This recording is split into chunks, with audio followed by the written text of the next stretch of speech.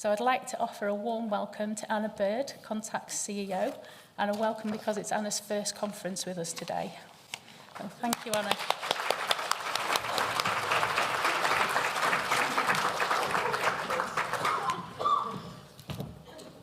Good morning, everyone. Oh, God. That's not a good start, is it? Does that sound all right? Yeah.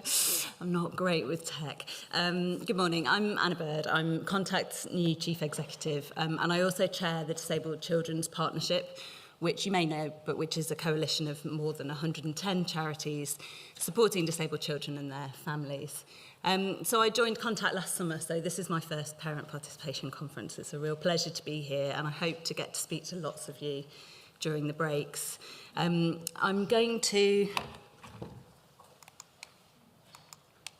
cover a couple of things, a bit of introductions, and then I just want to talk about a couple of things. First, to just situate this conference in the current issues that parents and disabled children are facing, and then I wanted to talk a bit about the need for transformational change today. I'm sure you all know Contact already. But one thing we found out, we're doing some strategy work at the moment. We've spoken to some of our partners and people beyond the organisation about what they know about Contact. And one thing we know for sure is that most people know some of Contact's work, but not all of it. So just to kind of recap, I suppose, on who we are and what we do, we're a national charity. We operate across all 4 nations of the UK. Last year, we supported 291,000 families with support to navigate health, social care and education services. And we campaign on the issues that matter to families as well. We provide trusted information, advice and support through a number of channels, so our national helpline, website, workshops and one-to-one support, including right here in Newcastle at the Great North Hospital. And we support you, the 153 parent carers that make up the national parent carer forums that make up the NNPCF, to ensure parent carer voices are heard. Because I'm new to you, I was asked to give a little bit of information about who I am and why I joined Contact as well. Don't like talking about myself, but I did think I would just say a little bit about my experience, because I think it gives you some clues about where I think Contact should be heading. I've worked on campaigns in the disability and mental health sector for about 20 years now, including at some of the big organisations like Mind and Scope. And I've been really lucky over the course of my working life to work on some transformational social change campaigns. So with the organisations I've worked with, we've secured a right to advocacy for people under the Mental Health Act. We've expanded the eligibility criteria for social care in the Social Care Act. We secured a government commitment to halve the disability employment gap, which was a real landmark commitment from government. And we have worked with businesses and regulators to drive down some of the extra costs that disabled people face. So I've done all that sort of campaigning, and over the time I've worked on disability and mental health issues, I suppose coming into Contact, I've been reflecting on what happened during that time and how much has changed. And we've really witnessed some kind of great big shifts on mental health and disability around public attitudes and the government priority afforded to those issues. We've seen better media representation, we've seen greater public awareness, we've seen less stigma, we've seen more of a government focus on those areas. My observation is, coming into Contact, that we have yet to see that transformation for children and families in the SEND world. There isn't good public understanding of the lives of parent carers. You all know this. There is an understanding of the many injustices families face every day, trying to get the right support for children with SEND. In fact, the general narrative that I see, that you see every day, is one where parents are asking for too much and where it's always the parent's fault. And so on joining Contact, I suppose my intention for the organisation, working with all of you at NNPCF and in your parent carer forums, is to make it our mission to bring a similar transformation about. There is no reason why we shouldn't accept the same priority level to be given to the million families with children and young people with special educational needs and disabilities. There is no reason why we shouldn't expect the right support to go to them, and that's what we intend to do. So I wanted to give a little bit of background of what we see every day at Contact. This will absolutely chime with what you... Sorry. what you see every day in your parent carer forums and what you're living yourselves. We speak to hundreds of parents each week, and the data we collect from our helpline, our services, the traffic to our website, all of it gives a pretty clear picture of the national kind of picture of what's happening for families across the UK. So I'm just going to give a little rundown of some of the trends we're seeing. This will be kind of not news to you in lots of ways, but I do think it's really important as we start this conference that we just remind ourselves of what the picture is actually, because we can get engrossed in some of the system's jargon, and actually we need to just absolutely situate it in parents' experience. I joined Contact at a time when calls to our helpline and our listening ear services are more complex than ever before. So pressures like getting the right help at school, paying the bills, waiting too long for specialist equipment, those pressures have always been there. Those are things that have always existed. But what our family advisors are seeing now is that the calls that we're getting are more complex, and that parents are coming to us at a point where they're already in crisis much more often. So just in terms of some of these trends that we're seeing, the first one, not at all a surprise, is it? So schools not recognising SEND needs, failing to put support plans in place, and just not implementing the support that has been agreed. That's not new.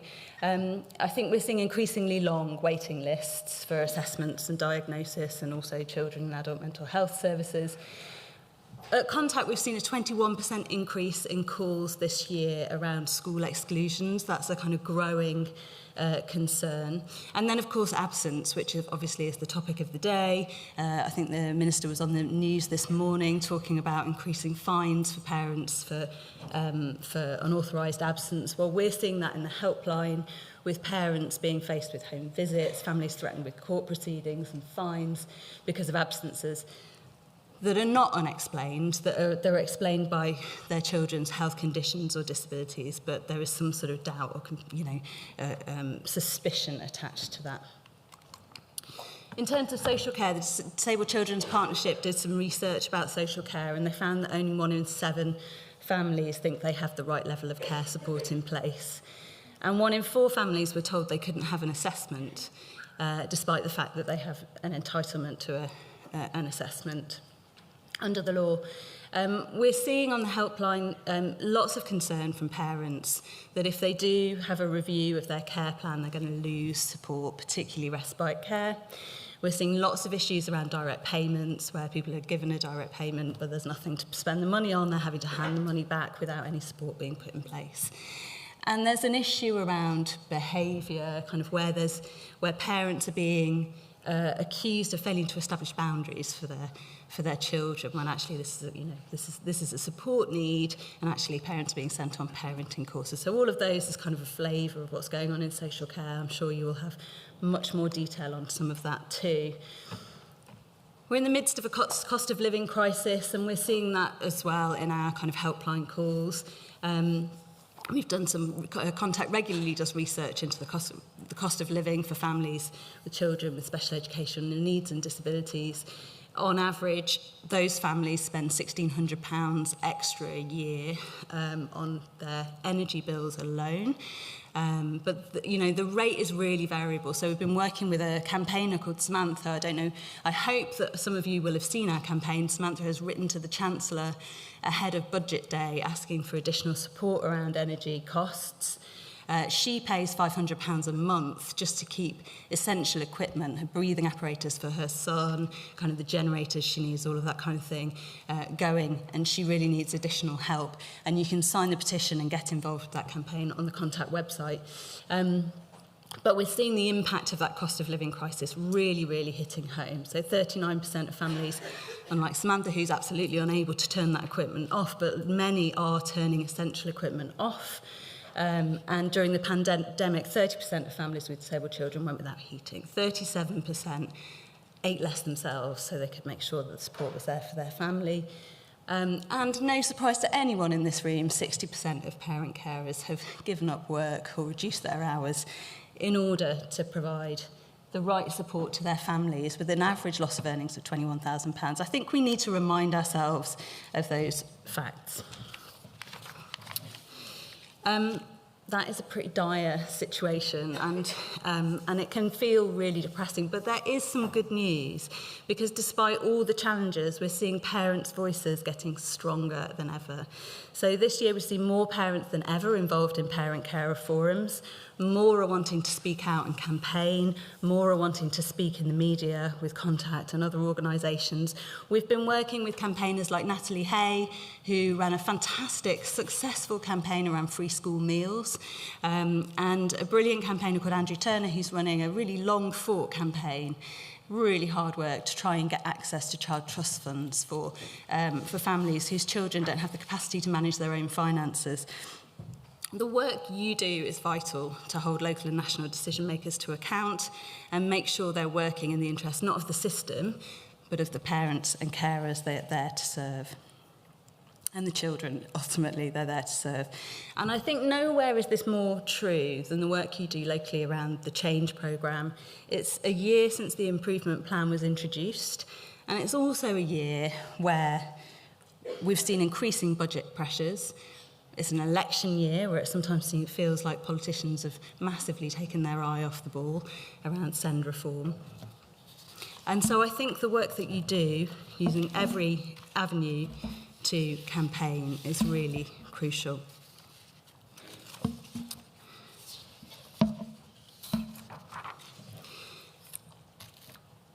Right.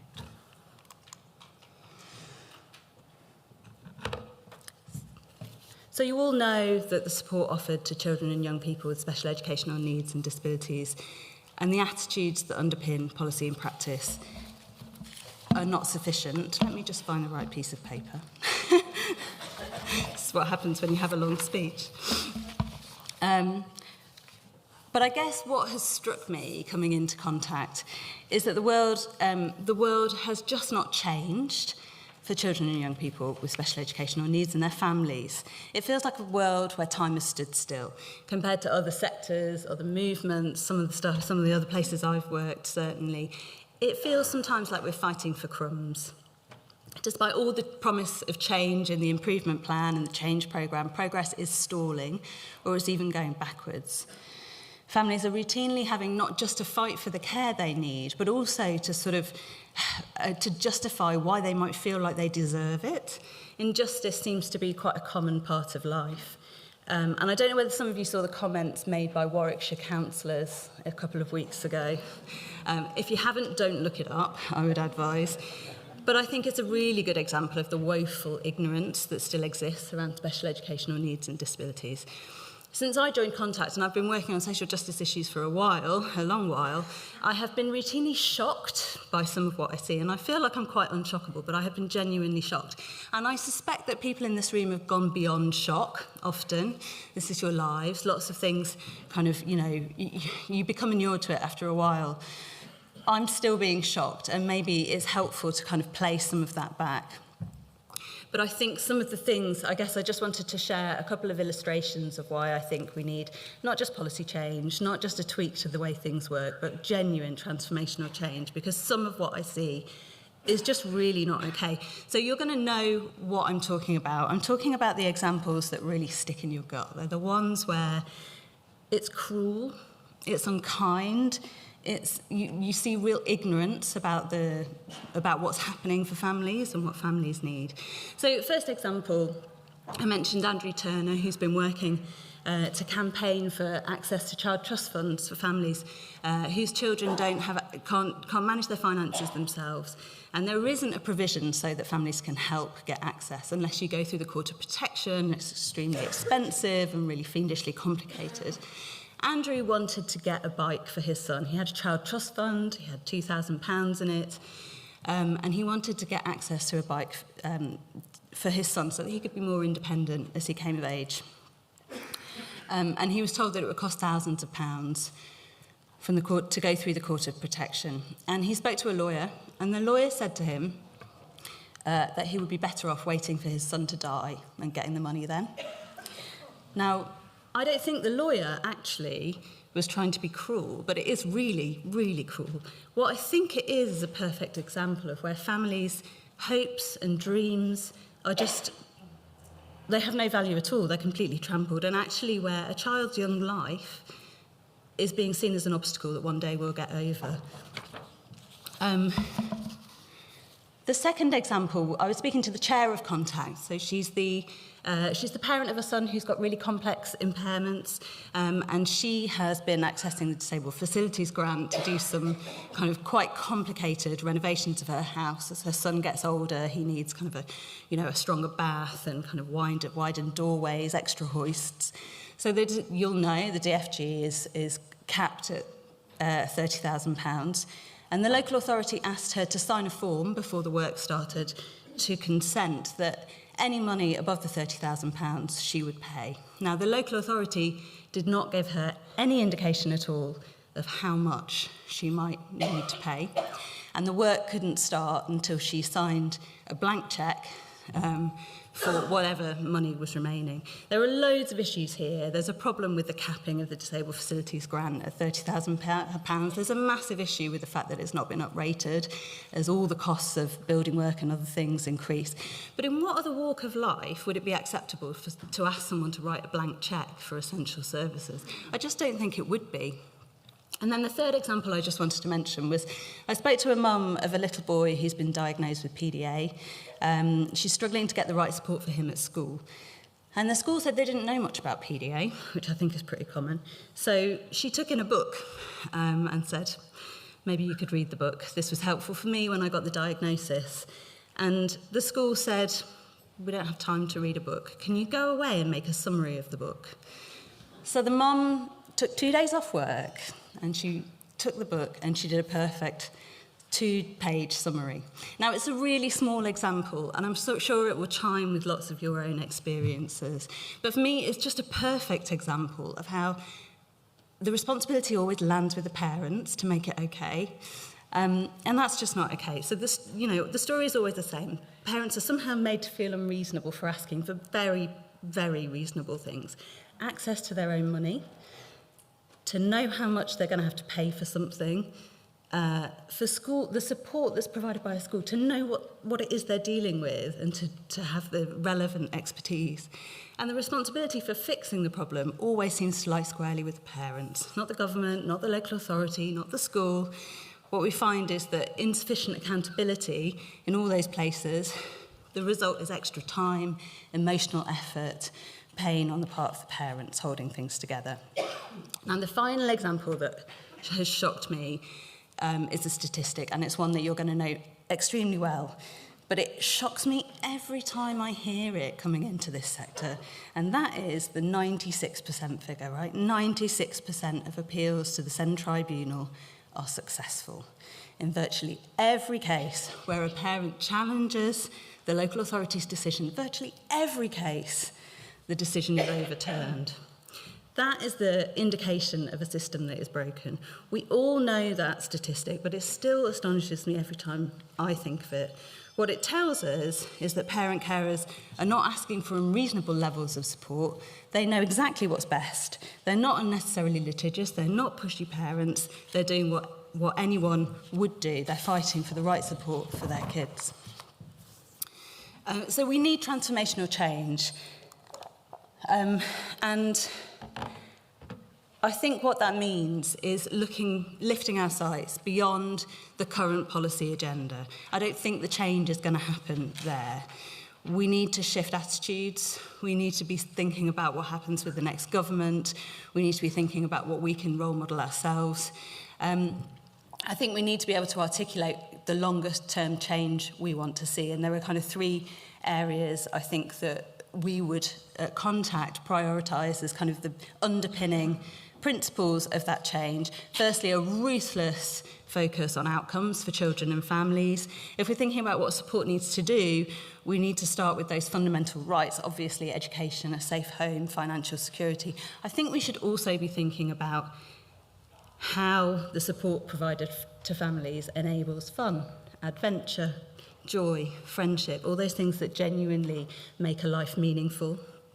And so I hope that we'll be talking about that kind of change. I think we need to really look at accountability at every level of the system. In place of the blame and the buck passing, we need proper levers to hold practitioners, local authorities, the government to account to ensure that needs are met so that there's recourse. You will know that, but we need to think about how in a completely different system we might get that to work better. And thirdly, a key principle about parents' voice. It's not just about making sure that parents are around the table. It's not just that parents should have a say in their education, health and care plan. It's the value we place on that expertise that parents have and how we absolutely make them at the heart of how decisions are taken. So at Contact and the Disabled Children's Partnership, we're doing a number of things to contribute towards that transformational change. They're up on the slide. I don't need to go through all of them, but we are working to think about how we can lift our sights and start to change the system. The last point on there is that Contact itself is designing a new strategy, and I just wanted to say a few things about that before I finish. We'd love everyone in this room to feel invested and involved in the development of our strategy. We're co-producing it with parent carers. These are the ways in which we are doing that. And I hope that over the course of today and some of our conversations, all of that insight will be fed in to the process we're going through. NNPCF have been involved as a kind of stakeholder in some of our insight gathering. We've got parent carers as partners to our strategy development, sort of sitting with us the whole way along, making sure that they're in every room. And we're really proud that our senior team and our board are more than half parent carers, so we know that decisions are being taken with parent carers in the room at every stage. I just want to finish by saying a huge thank you to you all for the work that you do to ensure parent carer voices are always heard. You're doing absolutely amazing work. It is really tough times. Yes, we need to lift our sights, but we need every day to be in those rooms making sure that we hold people's feet to the fire. And we have been trying to celebrate the achievements of some of you parent care forums throughout February. So I'm going to introduce Kate Lovelace-Collins and Sue Menia, who are going to showcase some of the amazing work that you've been doing, contributing to that change. Okay, thank you.